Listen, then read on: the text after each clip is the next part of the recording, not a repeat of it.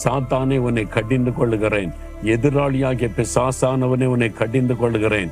என்னை விட்டு விலகி, என் குடும்பத்தை விட்டு விலகி, என் வியாபாரத்தை விட்டு விலகி, என் ஊழியத்தை விட்டு விலகி போனை கடிந்து கொள்ளுங்க.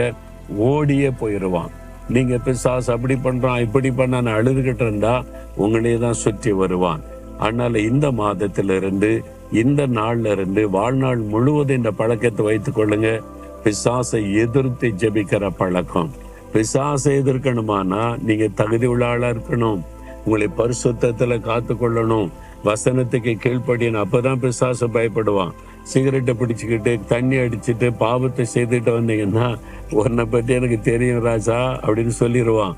அதனால ஆண்டவருக்கு நம்ம நல்ல ஒப்பு கொடுத்து பரிசுத்தமா நடந்து கொண்டு பிசாசை எதிர்த்து ஜெபிக்கணும். சரியா?